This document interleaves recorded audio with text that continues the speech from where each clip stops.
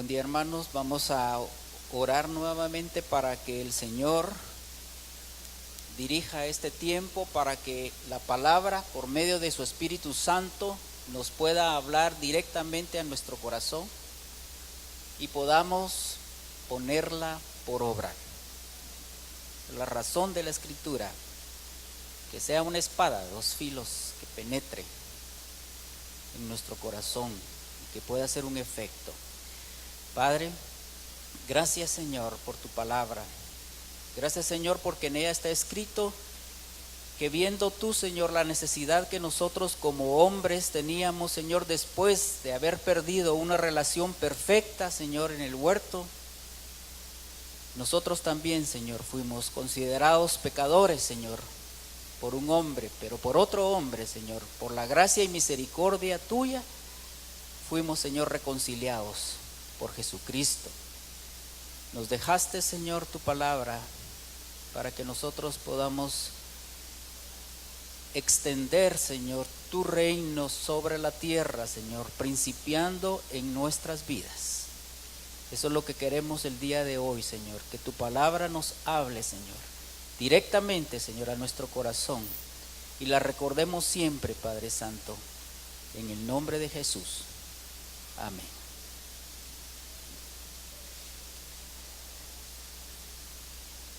En el año 1994, bajo la dirección del grupo de investigación Barna, un grupo muy serio, encargado de hacer encuestas en diferentes lugares, y por medio de un proceso científicamente diseñado, se seleccionaron 3,700 jóvenes que pertenecían a 13 denominaciones evangélicas diferentes en los Estados Unidos. Jóvenes de las iglesias, como la Iglesia Bíblica El Camino, como la iglesia, si ustedes la conocen, Filadelfia, Primera Iglesia Centroamericana, y tantas iglesias que ahora conocemos.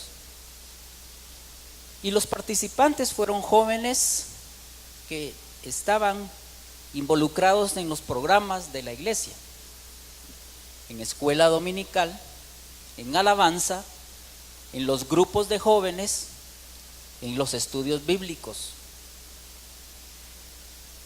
Estos jóvenes eran provenientes de familias integradas, padres cariñosos, un hogar que a simple vista se miraba que todo andaba bien. La mayoría de estos 3,700 jóvenes encuestados habían dicho que habían hecho un compromiso con Cristo. Pero observemos los resultados de esta encuesta, la cual fue confidencial y que ellos no tenían por qué identificarse, pero tenían que contestar con toda honestidad esta encuesta. De estos 3,700 jóvenes, que es un número representativo de las iglesias encuestadas, 2 de cada 3 habían mentido a su papá o a su mamá, a un maestro o a alguna otra persona. 6 de cada 10 de estos jóvenes habían mentido a sus compañeros. Casi la mitad de ellos habían visto en alguna ocasión o varias veces programas inapropiados en la televisión. 1 de cada 3 había copiado en el examen. 1 de cada 5 de ellos había intentado lastimar físicamente a alguien, a su compañero, a su hermano, a alguien más. 1 de cada 9 se había embriagado. 1 de cada 10 había tomado drogas ilícitas. Después de los 17 años, este mismo grupo encuestado, más de la mitad se había involucrado en caricias indebidas con otra persona, ya sea hombre o mujer. Había acariciado los pechos de una mujer si era hombre, se había dejado también acariciar y había tenido relaciones sexuales. La mitad de ellos estaban estresados y 3 de cada 4 de estos jóvenes estaban todavía buscando respuestas. 74% de los jóvenes participantes de las iglesias evangélicas denominacionales todavía buscaban respuestas. Pero más interesantemente esto, 2 de cada 3 de estos jóvenes dijo que oraba todos los días. Y el 84% de los jóvenes encuestados asistía a la escuela dominical y al grupo de jóvenes por lo menos una vez a la semana. Estas no son las encuestas que hicieron en la calle, en las zonas rojas, en el centro correccional Las Gaviotas. Fueron encuestas hechas a jóvenes de las iglesias evangélicas. Cualquiera diría, ¿qué es lo que está pasando? El domingo pasado el pastor nos dio una introducción a algunos de los ejemplos que vemos nosotros en la Biblia, y yo sí quisiera pedirles, por favor, que utilizáramos nuestra Biblia, porque tenemos que ir a la fuente de la verdad.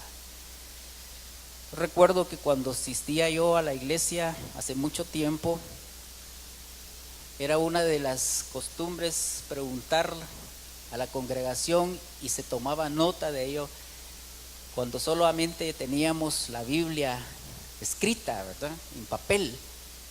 ¿Cuántas Biblias tenemos aquí? Por favor, levante. Y la mayoría tenían sus Biblias. Me alegra.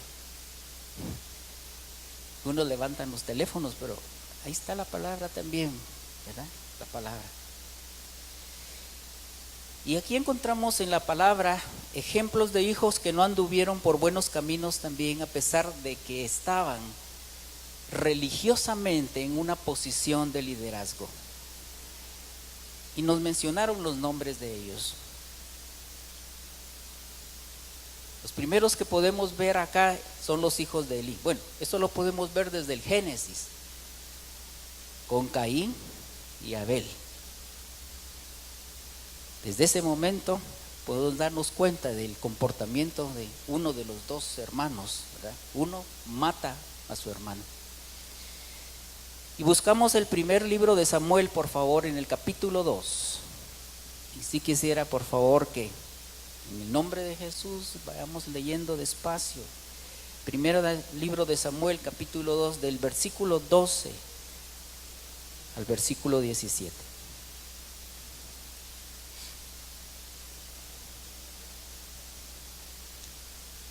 Capítulo 2, versículo 12 al versículo 17. Dice la palabra así: los hijos de Elí eran hombres impíos y no tenían conocimiento de Jehová. Si nosotros solo leyéramos y no conociéramos la escritura, pensaríamos, bueno, no salieron igual que a su papá, como a muchos otros podría pasarles. Pero recordémonos, hermanos, que los hijos de Elí, que eran hombres impíos, eran sacerdotes de Jehová. Y dice que era costumbre de los sacerdotes con el pueblo, lo que hacían ellos, es lo que hacían los hijos de Elí, que cuando alguno del pueblo ofrecía sacrificio, venía el criado del sacerdote mientras se cocía la carne, trayendo en su mano un garfio de 3 dientes, y lo metía en el perol, en la olla, en el caldero o en la marmita. Y todo lo que sacaba el garfio, el sacerdote lo tomaba para sí. De esta manera hacían con todo israelita que venía a Silo. Silo era el lugar en donde estaban trabajando donde ministraban estos sacerdotes, hijos de Eli.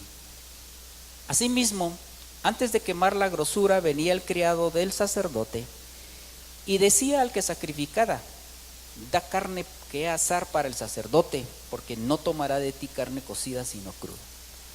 Esto tiene un significado muy importante, porque de acuerdo a los mandamientos, a los decretos y a los estatutos escritos en los libros anteriores, en los 5 primeros libros de la Biblia, en la ley, se decía que no se podía hacer eso. Y si el hombre le respondía: quemen la grosura primero y después toma tanto como quieras, él respondía: no, sino dámela ahora mismo, de otra manera yo la tomaré por la fuerza. Era pues muy grande delante de Jehová el pecado de los jóvenes, porque los hombres menospreciaban las ofrendas de Jehová. Esta era una ofrenda que el pueblo llevaba a Jehová. Sin embargo, el criado de los sacerdotes, por orden de ellos, sacaba de lo sacrificado a Dios para su propio beneficio, para comérselo él. Vamos un poquito más adelante, en el libro de 1 de Samuel, capítulo 3, versículos 12 y 13. Dice Dios: aquel día yo cumpliré contra Elí todas las cosas que he hecho sobre su casa, desde el principio hasta el fin, y le mostraré que yo juzgaré su casa para siempre por la iniquidad que él sabe, porque sus hijos han blasfemado a Dios y él no los ha estorbado. Una palabra probablemente que aparece no muchas veces en la Escritura: estorbarlos. Mantengamos esta palabra en nuestra mente, recordémosla, porque vamos a ver más adelante esto. Siguiendo con la historia de los hijos de Elí, 1 de Samuel, capítulo 4, un capítulo más adelante, versículos 10 y 11.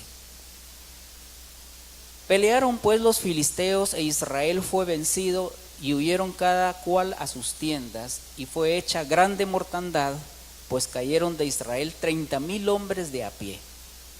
Y el arca de Dios fue tomada, y muertos los 2 hijos de Elí, Ofni y Fines. Versículo 15. Era ya Elí de 98 años, y sus ojos se habían oscurecido, de modo que no podía ver. Dijo pues aquel hombre a Elí: yo vengo de la batalla, he escapado hoy del combate. Y Elí dijo: ¿qué ha acontecido, hijo mío? Y el mensajero respondió diciendo: Israel huyó delante de los filisteos, y también fue hecha gran mortandad en el pueblo, y también tus 2 hijos, Ofni y Fines, fueron muertos, y el arca de Dios ha sido tomada. Y aconteció que cuando él hizo mención del arca de Dios, Elí cayó hacia atrás de la silla al lado de la puerta, y se desnucó y murió, porque era hombre viejo y pesado, y había juzgado a Israel 40 años. Miren, hermanos, las consecuencias que trae el que no se estuviera agradando a Dios. Dios no podía en su justicia permitir que esto estuviera pasando, y caen muertos 2 sacerdotes del pueblo de Israel, Ofni y Fines, hijos de otro gran personaje en el pueblo en ese tiempo, Elí, quien había juzgado a Israel durante 40 años. Se nos mencionó también de una manera muy ligera qué fue de Samuel. ¿Se recuerdan de Samuel? Que fue por su mamá Ana, fue entregado, fue apartado para servir al Señor. Pero también Samuel tuvo hijos, y primer libro de Samuel, capítulo 8, versículo 1 y 3, un poco más adelante, por favor, buscamos juntos. Dice que aconteció que habiendo Samuel envejecido, puso a sus hijos por jueces sobre Israel. Y el nombre de su hijo primogénito fue Joel, y el nombre del segundo Abías, y eran jueces en Beerseba. Pero no anduvieron los hijos por los caminos de su padre, antes se volvieron tras la avaricia, dejándose sobornar y pervirtiendo el derecho. Hermanos, el que los papás, el que los padres estén en una posición de liderazgo en la iglesia no asegura que sus hijos automáticamente estén en una buena relación con Dios. Y cada quien de nosotros podemos contar una experiencia distinta. Cuando estaba en otra congregación hace ya varios años, más de 20 años, en una posición de liderazgo también, llegaba a la casa como a las 11:30, 12 de la noche y a veces más tarde por estar en reuniones de la iglesia. Y la siguiente reunión al día siguiente era a las 6 de la mañana, tenía que ser a las 5 de la mañana, solamente 5 horas permanecía en la casa. ¿A qué horas estaba viendo yo a mis hijos? No los veía. Y la responsabilidad recaía sobre mi esposa. Había una regular comunicación, pero sí estaba enterado de las situaciones, cómo estaban comportándose mis hijos. Pero el hecho de estar en liderazgo no me aseguraba, ni le asegura a nadie, que nuestros hijos automáticamente estén en una buena relación con Dios. Y lo que es más triste todavía, si quieren acompañarme por favor al libro de Jueces. Libro de Jueces. En el capítulo 2, versículos 6 al 13 y luego solo el 17. Versículo 6 de Jueces 2. Dice la escritura: porque ya Josué había despedido al pueblo y los hijos de Israel se habían ido, cada uno a su heredad para poseerla. Y el pueblo había servido a Jehová todo el tiempo de Josué y todo el tiempo de los ancianos que sobrevivieron a Josué, los cuales habían visto todas las grandes obras de Jehová que él había hecho por Israel. Pero murió Josué, hijo de Nun, siervo de Jehová, siendo de 110 años, y lo sepultaron en su heredad en Timnat Sera, en el monte de Efraín, al norte del monte de Gaas. Y toda aquella generación también fue reunida a sus padres. O sea que toda esa generación murió y fue reunida con sus padres, los enterraron. Y se levantó después de ellos otra generación que no conocía a Jehová, ni la obra que él había hecho por Israel. Después los hijos de Israel hicieron lo malo ante los ojos de Jehová y sirvieron a los Baales. Dejaron a Jehová, el Dios de sus padres, versículo 17, que los había sacado de la tierra de Egipto, y se fueron tras otros dioses de los pueblos que estaban en sus alrededores, a los cuales adoraron y provocaron a Jehová. Y dejaron a Jehová y adoraron a Baal y a Astarot. La tercera generación. La primera generación que salió del pueblo de Egipto, liderado por Moisés. Un gran hombre, dice que no hubo profeta, otro profeta más como Moisés. Pero llega Moisés al monte que está enfrente de la tierra prometida, Dios le habla y le dice: aquí es la tierra donde va a entrar el pueblo, mas tú no entrarás. Yo creo que Dios sí tiene sentido de humor, ¿verdad? Imagínense, prometer la tierra prometida, llevar a Moisés hasta el monte en donde la puede ver y le dice: aquí está la tierra donde tu pueblo entrará, pero tú no vas a entrar. Y dice que ahí quedó Moisés y fue enterrado. Pero se levantó entonces Josué, hijo de Nun, que siguió el liderazgo de Moisés junto con Caleb. Pero los padres de esta siguiente generación escucharon de sus papás todo lo que Dios había hecho con ellos desde el momento en que los sacó de la tierra de Egipto y cómo atravesaron el desierto durante 40 años y cómo Dios abría el mar y cómo Dios proveía el pan día con día y agua y cómo Dios guiaba al pueblo en la noche por una columna de fuego y en el día por una columna de una nube. Hasta que lograron entrar a la tierra prometida, escucharon, vieron esto. Y la siguiente generación contó a sus hijos estas experiencias y ellos estaban pendientes de lo que los papás les estaban contando y les decían, ¿de veras así fue, papá? Sí, así fue. Nuestro Dios, el Dios poderoso, el Jehová, el Dios de los ejércitos, nos permitió estar aquí. Pero yo no quiero que tú pases lo mismo que pasamos nosotros en el desierto 40 años, y entonces te voy a dejar tierras y te voy a dejar un lugar donde habitar después de que nosotros muramos.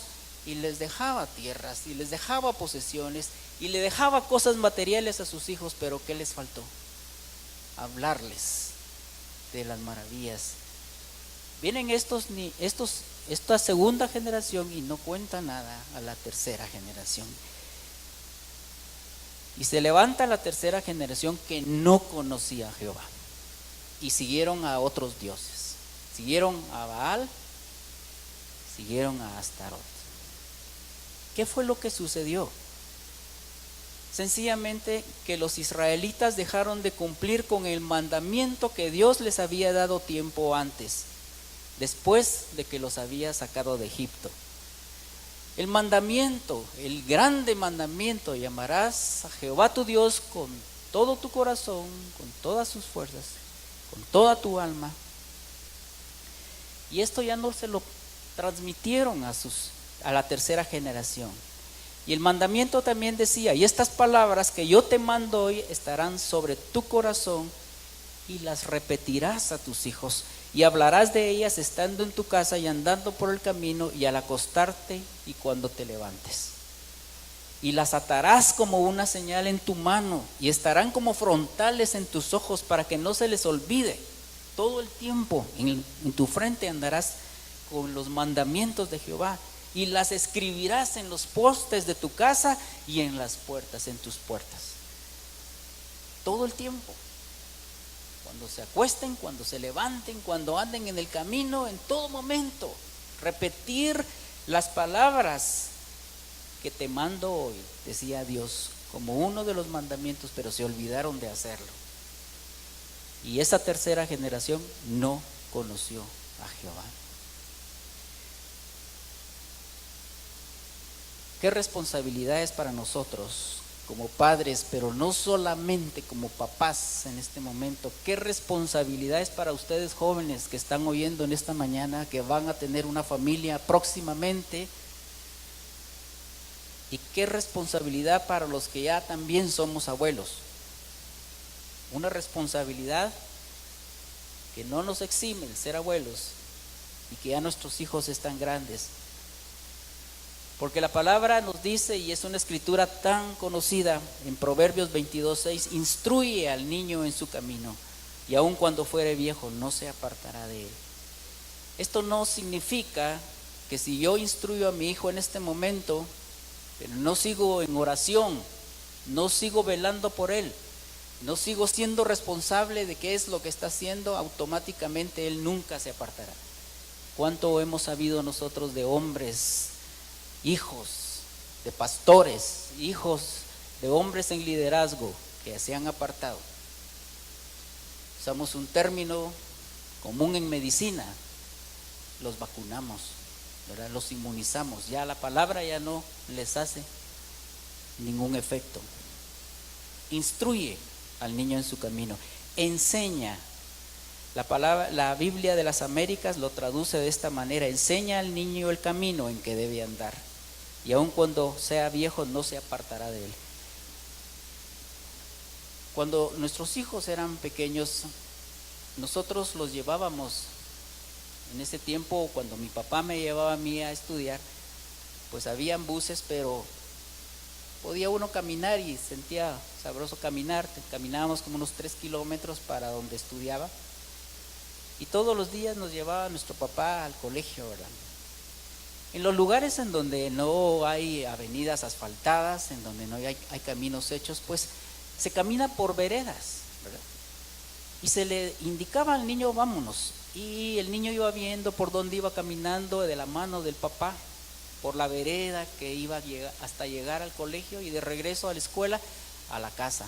La vereda, esa vereda era un camino probablemente angosto, pero era un camino que de tanto transitarlo se iba haciendo plano, se iba haciendo llano, ya no habían arbustos en él, y entonces se podía caminar fácilmente y uno reconocía, porque ya estaba hecho ese camino, dónde debía de andar. Y eso es lo que Dios quiere para nuestros hijos, que los instruyamos en ese camino para que el niño no se pierda y llegue hacia el lugar al que tiene que llegar. Pero esto requiere pasos prácticos, hermanos. Esto lo conocemos nosotros de memoria. El versículo de Proverbios 22:6 no lo sabemos, seguro que no lo sabemos de memoria. Pero los pasos prácticos, ¿qué significa esto de instruir al niño en su camino? ¿Qué significa? Yo consideraría que el primer paso es orar por nuestros hijos, para que en el momento que Dios tenga destinado pueda reconocer su necesidad de su relación personal con Dios y permitirle que el sacrificio de Cristo por medio de la fe pueda alcanzarlo. Esto es algo importante porque es el primer paso que nosotros tenemos que hacer, orar por nuestros hijos. Cada uno de los que tiene hijos pequeños tiene que estar haciendo esto. No es automático, hermanos, el que los traigan a la iglesia. No es automático el que les den una clase linda de escuela dominical preparada por un buen maestro. No es suficiente que les lean la palabra, es necesario que tengan un encuentro personal con el Señor, el cual ya está definido por Él. Pero nosotros tenemos que orar para que Dios, a través de su gracia y su misericordia, se pueda manifestar personalmente por nuestros hijos. Yo recuerdo cuando nosotros estábamos en ese proceso con nuestros hijos. Obviamente Ana Beatriz, por ser la más grande, pues por un don especial, ella a los 3 años reconoció al Señor. Y hubo un primer amor ahí, ¿verdad?, que se notó, y un cambio. Pablo un poquito más, por ser varoncito probablemente, ¿verdad?, un poco más difícil, un poco más tarde. Iba a ser sometido a una cirugía.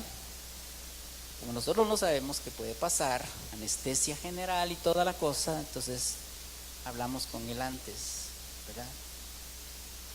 Dijimos, mijo, tenés que reconocer al Señor. ¿Entendés qué significa eso? Sí, me dijo. Y oramos por él y él oró para recibir al Señor. Y Ana Rebeca, un poco más adelante, lo hizo también guiada por el Espíritu Santo. Orar por ellos para que establezcan una relación personal con el Señor. Segundo paso, enseñarle los mandamientos, los estatutos y decretos bíblicos de acuerdo a Deuteronomio, a lo que les leí anteriormente. Que aprendan, hermanos, que existe un Dios que es justo y que es demandador y que es celoso, ¿verdad?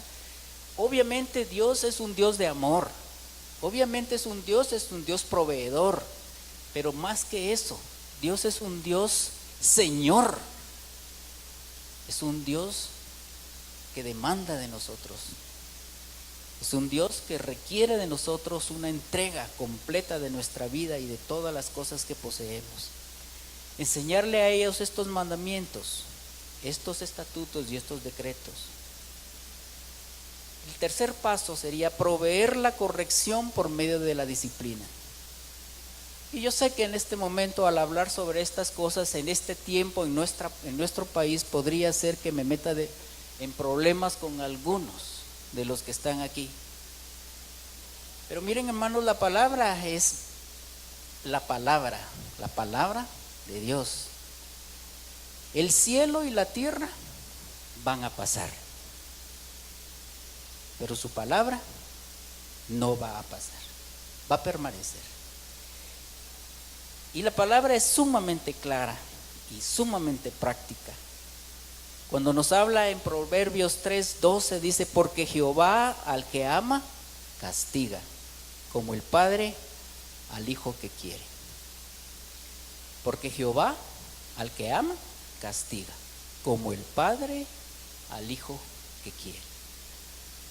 Dudo yo que usted no quiera a su hijo, que no lo ame, lo va a tener que castigar. Proverbios 13:24: el que detiene el castigo a su hijo aborrece, mas el que lo ama desde temprano lo corrige. No detengamos el castigo, hermanos. No aborrezcamos a nuestros hijos. Amémoslo y corrijámoslos desde temprano. Proverbios 22:15: la necedad está ligada en el corazón del muchacho, mas la vara de la corrección la alejará de él. Es que mi hijo tan lindo, precioso, acaba de nacer, recién nacido. Hermanos, la necedad está ligada al corazón de ese niño que fue concebido 9 meses antes del nacimiento. Ya está ligada, porque nuestra naturaleza es una naturaleza de pecado. Eso lo tendríamos que entender sumamente bien. Entender que esos niños lindos, preciosos, los cuales lo son, ya tienen la necedad ligada en su corazón. Y hay que alejar esa necedad de ellos por medio de, dice, la vara de la corrección. Esto no lo escribí yo, hermanos, esto está escrito en la palabra. Proverbios 23:13 y 14: no rehúses corregir al muchacho, porque si lo castigas con vara, no morirá. No le va a pasar nada, castíguelo con vara, no con su corbata, ¿verdad? No le va a hacer nada. Y es mejor una vara, ¿verdad? Y es mejor buscar las áreas correctas. No le peguen la cabeza, no le peguen la cara, no le peguen las manos. Hay un lugar ahí muy especial en la parte de atrás del cuerpo que se puede utilizar. Duele, arde. Miren, a mí me corrigieron con vara, gracias a Dios. Lo hizo mi papá, ¿verdad? Y duele. Dice: no rehuses entonces corregir al muchacho, porque si lo castigas con vara, no morirá. Lo castigarás con vara y librarás su alma del Seol. ¿Hasta qué punto podemos evitar nosotros que lleguen nuestros hijos y los corregimos? Libraremos su alma del infierno. Proverbios 29:15: la vara y la corrección dan sabiduría, mas el muchacho consentido avergonzará a su madre. Y dejé por último este versículo que va anteriormente a otros, en Proverbios 19:18, que dice: castiga a tu hijo en tanto que hay esperanza, mas no se apresure tu alma para destruirlo. ¿Cuántas veces? Yo recuerdo muy bien también. ¿Y cuántas veces algunos de ustedes también los corrigieron, si son de esta generación, con una vara? Pero esa vez mi papá estaba tan enojado porque pensó que yo le había hecho daño a mi hermana más pequeña, y estaba llorando mi hermana y fue a quejarse con mi papá. Y lo que tenía mi papá a mano era un cordel de electricidad, un cable de corriente eléctrica, de esos gruesos.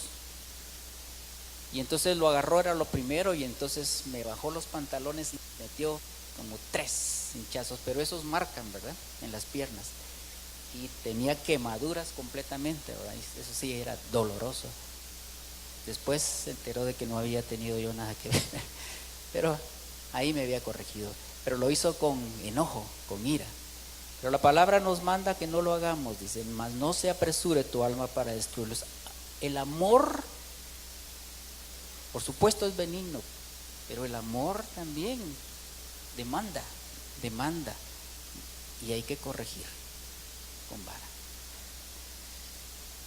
Cuarto punto que creo que es muy práctico y es importante, y les dije que lo mantuvieran en su mente, es estorbarlos. Feo se oye, ¿verdad? Estorbarlos. ¿Qué significa el estorbo para nuestros hijos?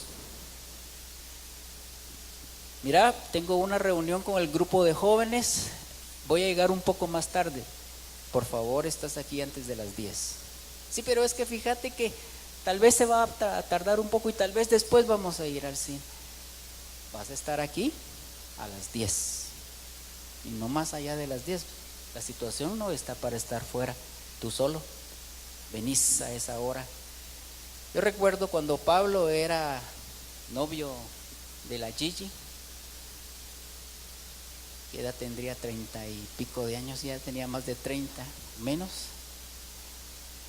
pero ya era un joven, adulto, y le demandábamos que llegara temprano, siendo un varón y siendo un hombre que sabíamos que dónde estaba, pero los estorbábamos, ¿verdad? Es como la piedra en el zapato. ¿Ha tenido usted alguna vez una piedra en el zapato que si no se para y no se la quita, le va a molestar para caminar?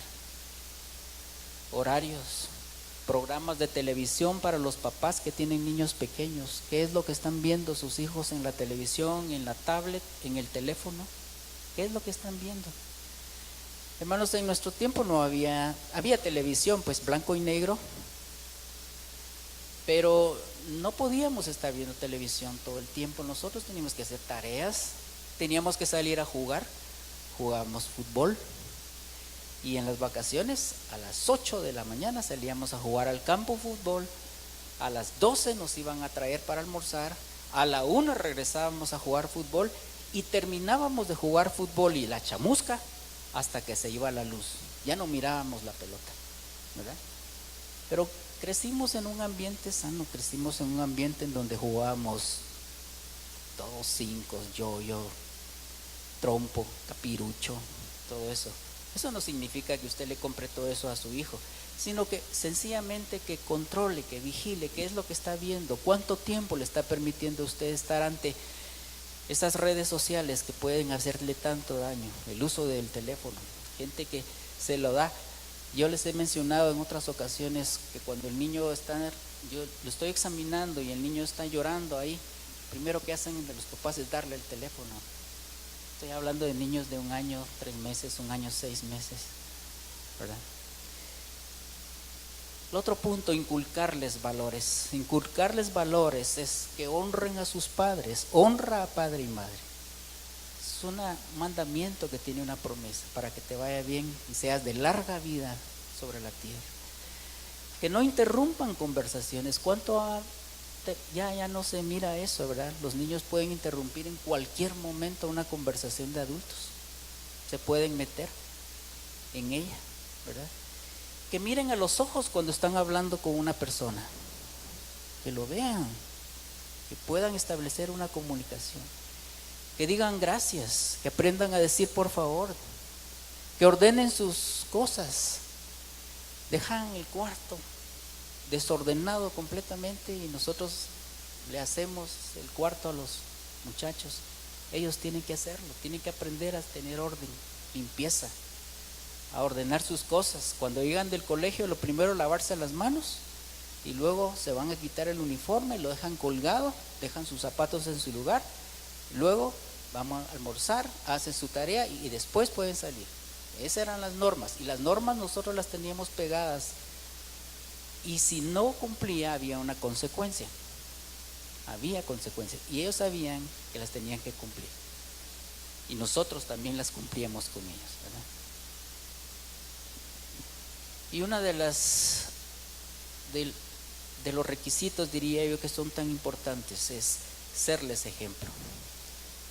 En mi caso estaba tanto tiempo fuera, pues que yo bendigo al Señor por la vida de Beatriz, porque obviamente entre los dos, pero ella fue la que se dedicó más tiempo a la enseñanza y que cuando yo llegaba, ella me tenía que dar el reporte porque si había necesidad de dar vara, yo era el que daba la vara, ¿verdad?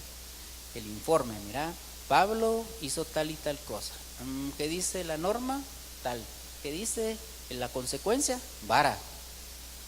Y Pablo les puede contar, ¿verdad?, de que eran las 8 o 9 de la noche y él no se dormía. Y él daba vueltas, y cuando yo llegaba y escuchaba que entraba el carro, ya se imaginan, dice él ahora, que él estaba sudando. Porque no importa si él estuviera durmiendo, yo lo despertaba, hablaba con él y le tenía que dar vara. Entonces cumplíamos también, no solo eran amenazas, ¿verdad?, y también dedicarles tiempo de calidad. Tiempo de calidad no es únicamente que sean 5 o 10 minutos de muy buena calidad con ellos. No, hermanos, también necesitamos tiempo en tiempo. Porque como ejemplo, yo siempre me imagino, si usted quiere llevar a su esposa a algún lado a que coma una buena comida, usted le gusta a ella la carne, usted la lleva a un buen lugar de prestigio, no sabe que da buena carne, pero le pide 2 onzas, es carne de calidad, pero no se va a quedar satisfecha. Hay que poderle por lo menos 2 libras, un poquito más de 2 onzas. Ahora, para los abuelos, ¿qué de nosotros ahora que ya somos abuelos? Dice el Salmo 71, 18, y lo voy a leer yo. Esta es la nueva versión internacional para los que hay muchos acá que somos abuelos. Dice: aun cuando sea yo anciano y peine canas, no me abandones, oh Dios, hasta que anuncie tu poder a la generación venidera y dé a conocer tus proezas a los que aún no han nacido. Para los que somos abuelos, que Dios nos dé esa bendición de que podamos anunciar su poder, sus proezas a nuestros nietos también, y a nuestros bisnietos y a nuestros tataranietos. Termino con este versículo en Deuteronomio 5:29. ¿Quién diera que tuviesen el tal corazón, que me temiesen y guardasen todos los días todos mis mandamientos, para que a ellos y a sus hijos les fuera bien para siempre? Vamos a orar. Señor, tu palabra es verdad y tú eres fiel a tu palabra, porque nunca puedes dejar, Señor, que ella deje de ser cumplida en la vida, Señor, de tus hijos y en la vida de quienes no son tus hijos también. Nosotros tenemos tu palabra, Señor, en nuestras manos, pero queremos, Señor, ponerla en nuestro corazón, en nuestra mente, Señor, que podamos actuar de acuerdo a ella, Señor, sobre todo en esto tan importante, Señor, como lo es que dejemos, Señor, una generación después de la de nosotros y una tercera generación que te conozca, Señor, que te busque, que te honre, Señor. Ayúdanos en el nombre de Jesús a ser fieles, Señor, también a esa palabra, a ser fieles a ti, Señor. Y que nuestros hijos, Padre Santo, los cuales en este momento ponemos delante de ti, Señor, en el nombre de Jesús, los puedas dirigir, pero que nosotros seamos los instrumentos, Señor, idóneos para poder dirigirlos hacia tu señorío, tu grandeza, Señor.